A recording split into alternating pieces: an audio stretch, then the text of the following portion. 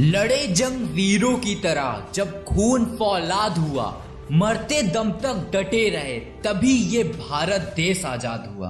23 मार्च 1931 ये ऐसा दिन है जिस दिन को हमारा देश कभी भी भूल नहीं सकता, और अगर आप भूल गए हो तो हम याद दिला देते हैं।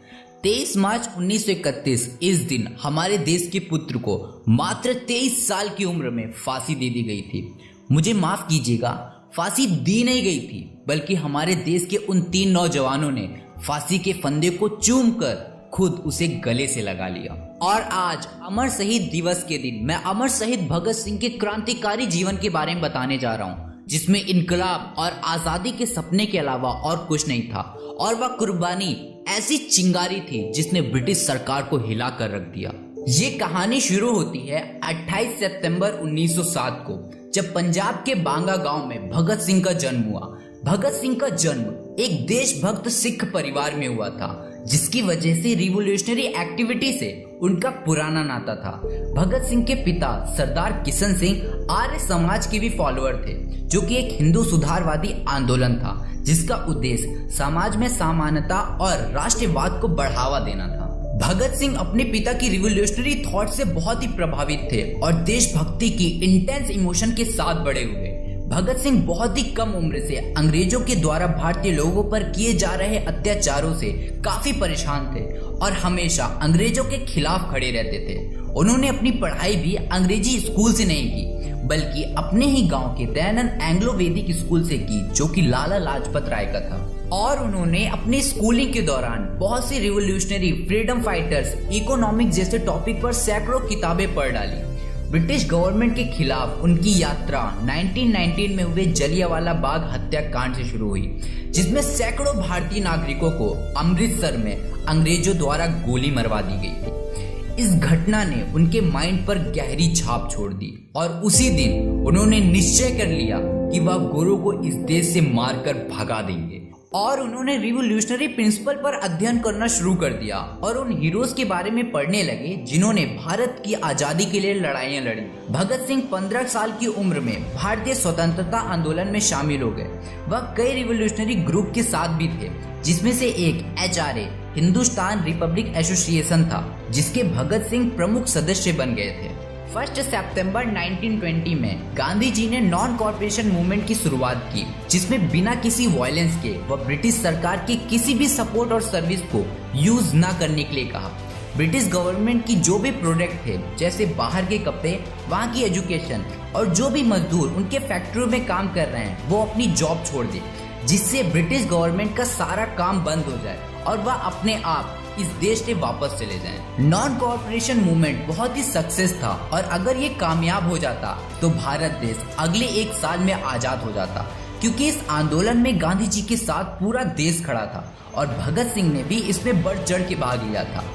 लेकिन फिर 5 फरवरी 1922 में चौरी चौरा कांड के वायलेंस की वजह से गांधी जी ने नॉन कॉर्पोरेशन मूवमेंट को रोक दिया। खबर है जी, गांधी जी ने अपना असहयोग आंदोलन वापस ले लिया जी।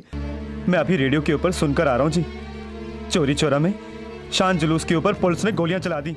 इस मूवमेंट को गांधी जी के द्वारा वापस लेने के बाद भगत सिंह काफी परेशान और दुखी हो गए थे।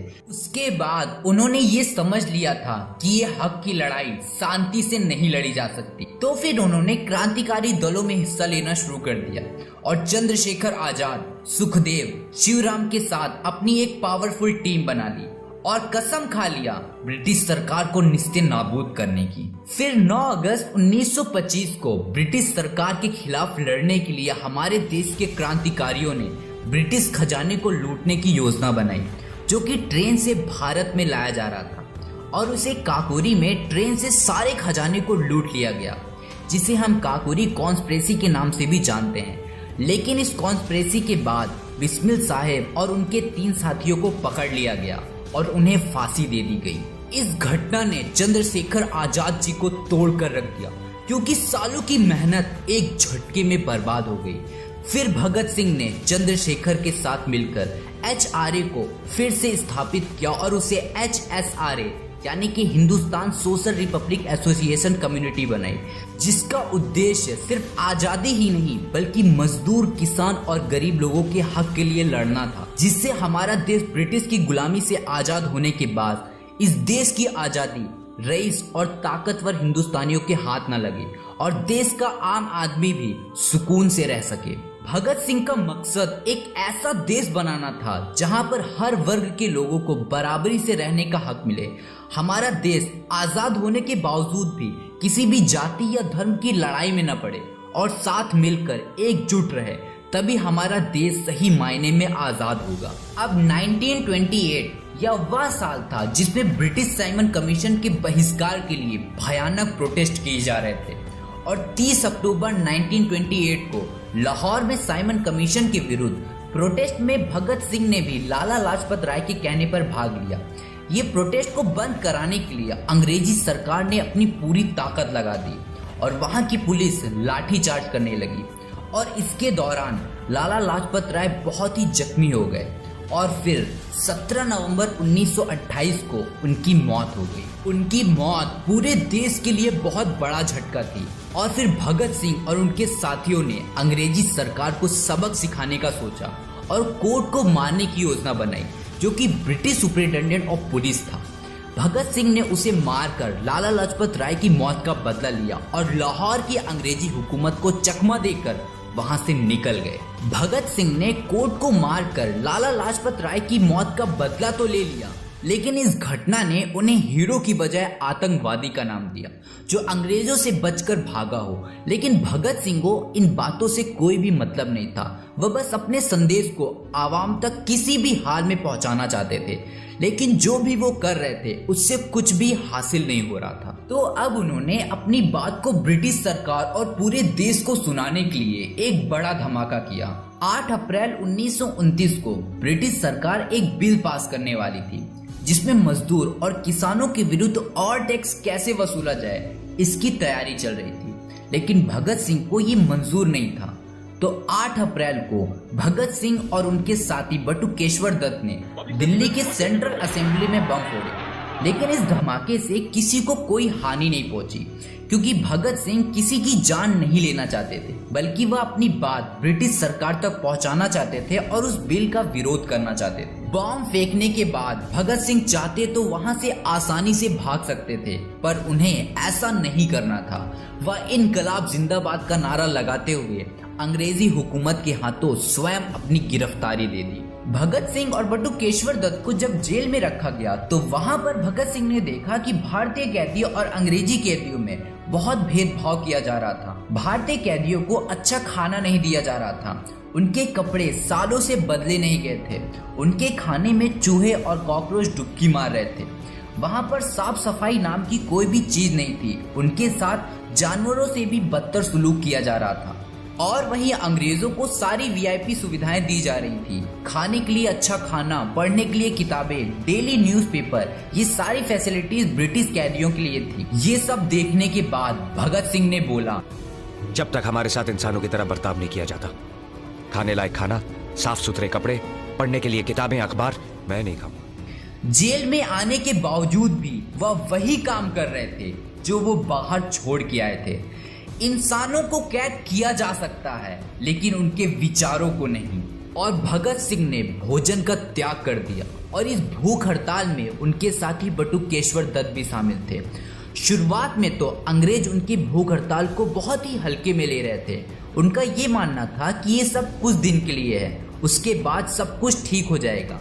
लेकिन जैसे जैसे दिन बीतता गया वैसे वैसे अंग्रेजी सरकार डरने लगी, क्योंकि उनकी भूख हड़ताल की खबर धीरे धीरे हर राज्य में फैल रही थी और उनके साथ अब लोग खड़े हो रहे थे। ये सब जब अंग्रेजी सरकार को फील हुआ तो उन्होंने भगत सिंह के उस भूख हड़ताल को तोड़ने के लिए ऐसे ऐसे जुल्म उन पर ढाए, जिसके बारे में अगर आज हम सोचते हैं तो हमारी रूह कांप जाती है।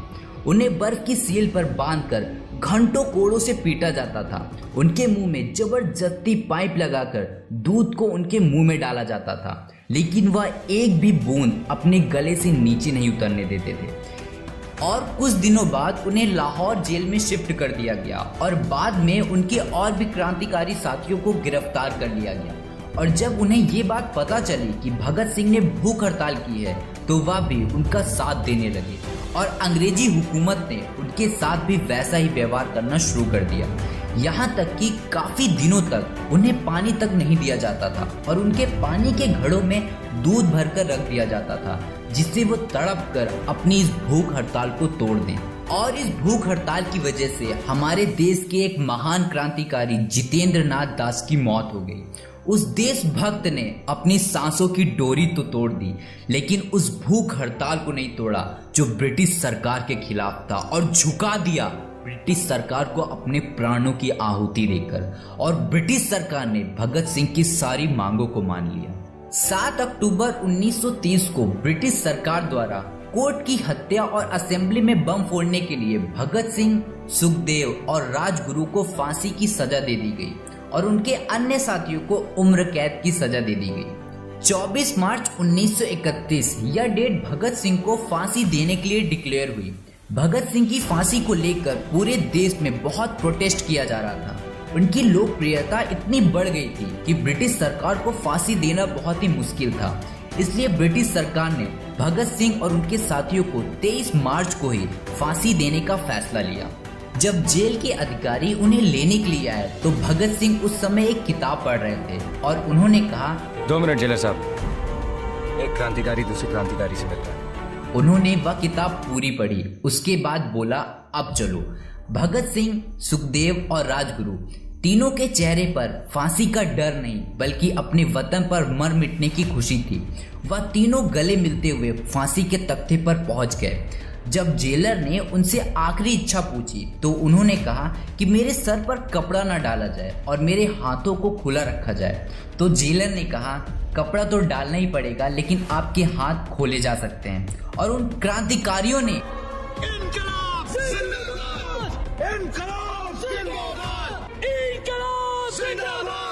का नारा लगाते हुए फांसी के फंदे को चूमकर उसे अपने गले में डाल लिया और कुर्बान हो गए इस देश के लिए। और क्या आपको पता है, भगत सिंह और बटुकेश्वर दत्त ने 116 दिन तक कुछ भी नहीं खाया था और इतने टफ कंडीशन और इतनी कठिन परिस्थिति में 116 दिन बिना खाने के सरवाइव करना आज हम अज्यूम भी नहीं कर सकते। और आज मुझे खुद के ऊपर गर्व हो रहा है कि मैंने ऐसे देश में जन्म लिया है जहाँ पे भगत सिंह जैसे क्रांतिकारी लोगों का जन्म हुआ है। और आज लगभग 90 सालों के बाद मैं उनकी कहानी आप लोग को बता रहा हूँ। तो इस वीडियो को हर एक व्हाट्सएप ग्रुप अपने फ्रेंड्स एंड फैमिली से शेयर कीजिए। और अगर आपको ये वीडियो अच्छी लगी हो तो प्लीज वीडियो को लाइक कीजिए, चैनल को सब्सक्राइब कर लीजिए।